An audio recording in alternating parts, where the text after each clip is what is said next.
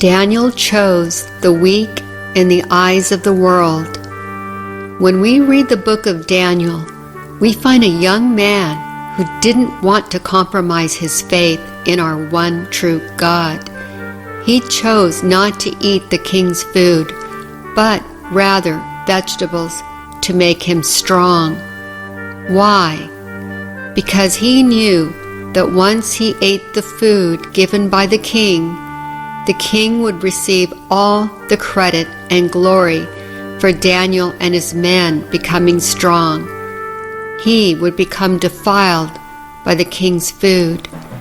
Daniel was not only strong in his faith, but became stronger than all those that ate the king's food by eating vegetables. God received the glory and not the king of Babylon. Daniel 1:8-9. But Daniel made up his mind that he would not defile himself with the king's choice food or with the wine which he drank. So he sought permission from the commander of the officials that he might not defile himself.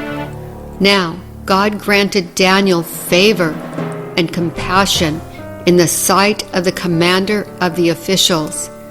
1 Corinthians 1:27.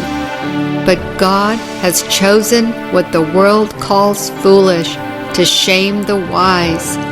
He has chosen what the world calls weak to shame what is strong. God will take something in our lives that seems to be impossible and make it possible, just to show the world that nothing is too hard for him. He will take faith as small as a mustard seed and make it move mountains. He will take a plate of vegetables and make men stronger than those who eat choice food. The world says it's impossible. God says all things are possible. Luke 1:37. For with God nothing shall be impossible. Matthew 17:20. And he said to them, because of your meager faith, for truly I say to you, if you have faith the size of a mustard seed, you will say to this mountain, move from here to there, and it will move, and nothing will be impossible for you. Mark 10:27. Looking at them, Jesus said, with people it is impossible, but not with God, for all things are possible with God. Mark 11:24. Therefore I say to you, all things for which you pray and ask, believe that you have received them, and they will be granted to you. Jeremiah 32:17.